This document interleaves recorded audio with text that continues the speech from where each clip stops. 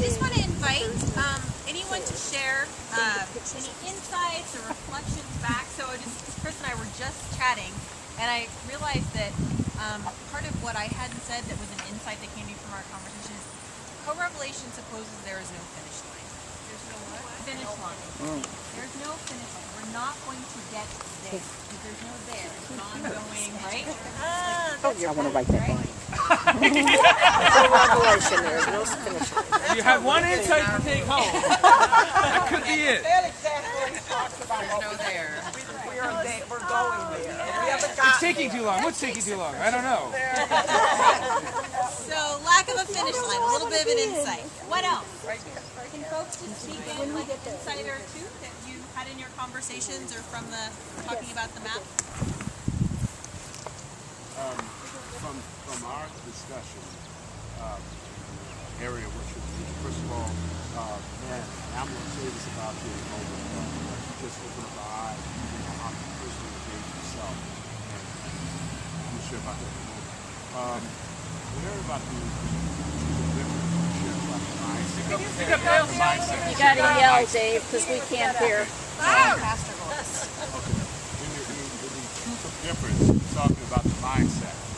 And different mindsets, and then also assumptions. That's what came out. And we continued on that. Went over to the area about commonality, and what came out on that was about how a person feels intimidated, and we expressed the same commonness of that. Also, that at the same time, we want to help people. Came into that area. But also, we felt that when we're going in certain discussions, we want to feel safe. But at the same time, the underlying is that I still have my own mindset, and I have my agenda, and so that's what was out in the beginning. But as we continue on in the path of co-revelation, we talked about that there's no need to validate others' differences. There's no need for that. Also, we don't have to know in order to get or to give an answer. We don't have to necessarily know everything. Even in not saying anything, that's still an answer. So we're sharing about that. Also, the revelation of love just kept coming out. And then about the inclusion of each person's life, their ownership. We have to respect it enough that it's okay for them to also take that. We're not supposed to be in judgment just because they decided to take the path and we want to jump over and start talking about our differences, but we have to engage into the path that they're on as well. I want to get back with you. When you first started sharing about yourself, I was thinking about what the heck, what you're saying has to do with what we're doing today out here. But as you continue on, the personal side of where you are in your journey, we weren't there yet. And so I was able to start understanding why you're here. You're not here just telling us the point of the systems that we're used to. Okay, the system that we're used to is that let's get this, let's get that, we got these points, and that's it. But you're engaging in the personalness of yourself, and that you should be impacted. And that's when I started to see that how can I go out here and talk to someone else if I'm not impacted by it? And so that let me know right then I'm moving on the journey that I need to be moving on. That is okay. And when you were sharing, you didn't ask anybody or whatever, and I'm pretty sure it touched some other people here because it touched me, and I'm like, man, okay, maybe she's telling a little bit too much, but then at the same time, wow, did she really go through that? But where are we going with that?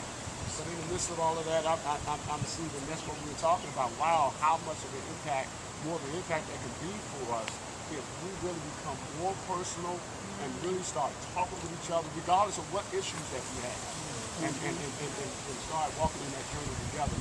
Be it, domestic, violence, racism, or other issues that we deal with. Because as of right now, the other systems are not working. And so we have to engage into another model. So I thank you. Man, that's powerful.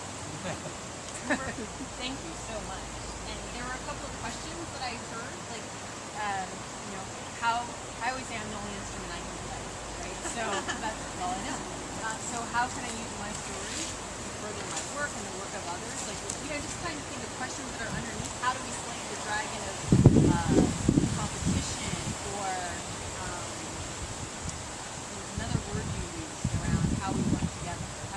driving, trying to change each other's minds and actually get to the work of being. There's some things, I think, some underlying questions that we thought that, for example, might be nice to bring to open spaces that week. Just as an idea, an invitation, yes. Thank you so much. What else? Other insights? Sure, I'm going to offer.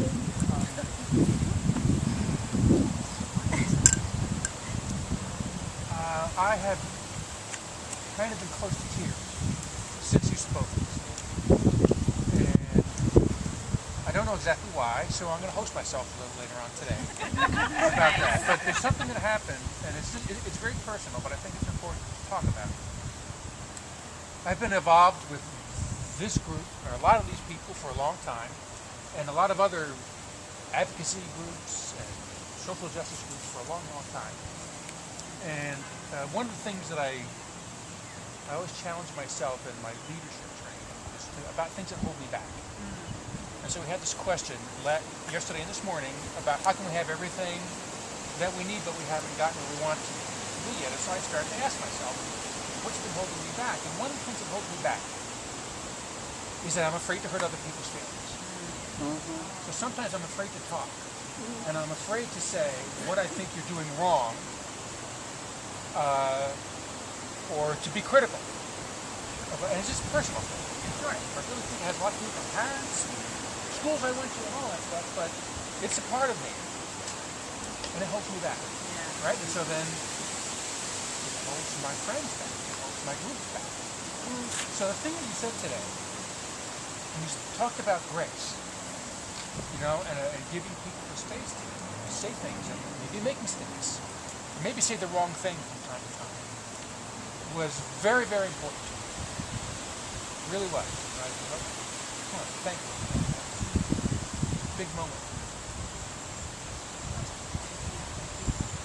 And how do we give grace to ourselves? Kelly's capturing some of these questions. Can you read them back? Thank you. I said, how do we give grace to ourselves as well as others? And then I said, thank you. And that Kelly's capturing some of these questions, and she'll read them back. Any other insight? When you talk about shared work, I think that aspect is so powerful because when we share work with each other, we create a bond, and then we have a bond to the mountains. Today in today's Tribune, there's a story about the San Egidio community in Rome that invited the governor of Illinois to come to celebrate the abolition of the death penalty, and he signed the San Egidio was formed by teenagers who wanted to be like Christ. They didn't know how Christ would do it, so they just started experimenting. And they went under bridges and gave out bread. But what they found worked was shared work. But they actually did what you were suggesting. The kind of work that they did, they depended on the people. Like if they were going to a nursing home, they would give circles, and the people in the nursing home decided they wanted to go on vacation. They'd never been on vacation. So they took them to Sardinia, to this convent that was deserted. And they thought, it was all, all the drug dealers were in there. The drug dealers That's a vacation. shared work. Yes, the drugs. The happiest nursing home trip ever. All kinds of tripping. They got better drugs there than they do at the nursing home. They don't give out soup, No, they have all these people like you and me that serve the people. The first course, and then the segunda, and they serve them. And so the person I was serving with was a brain surgeon. And he said that his hospital now performs free brain surgery on anybody San Egidio brings in. And they also do plastic surgery for prostitutes that have been, disfigured. And he said, we can help. We have that's all the shared work. We find out all the things that everybody needs. And because they're quiet themselves are giving out the soup, the salad, and everything.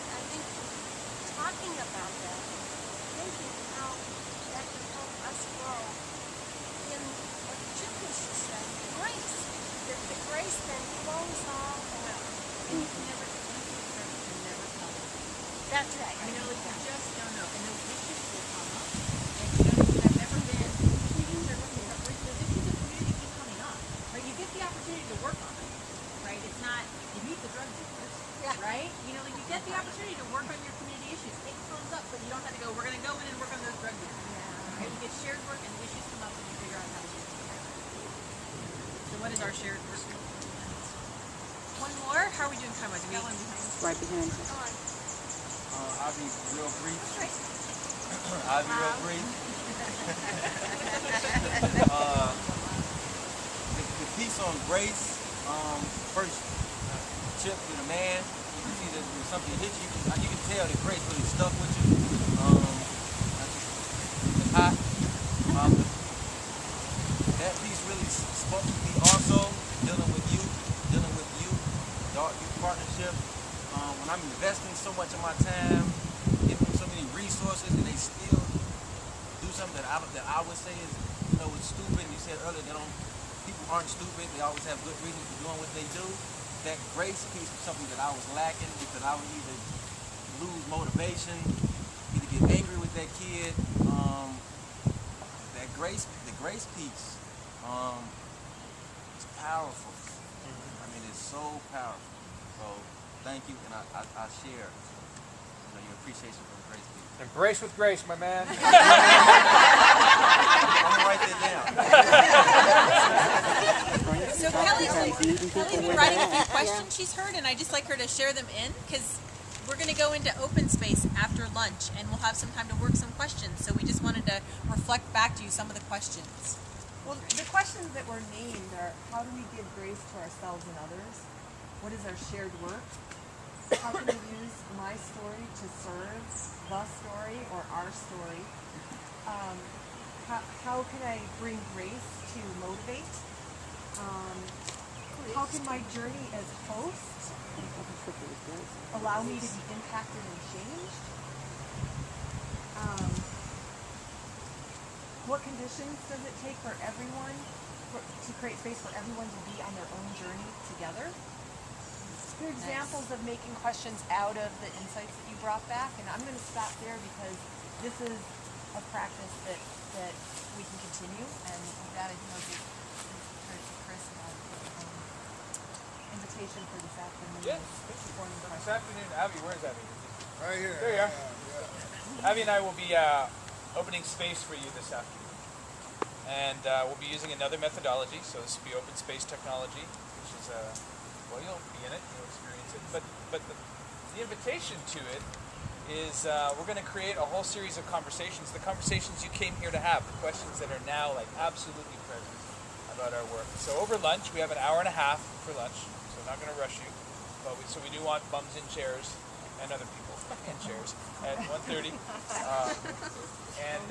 So you can join us to create an agenda for these conversations we need to have this afternoon to take us through these kind of growing questions, these insights now.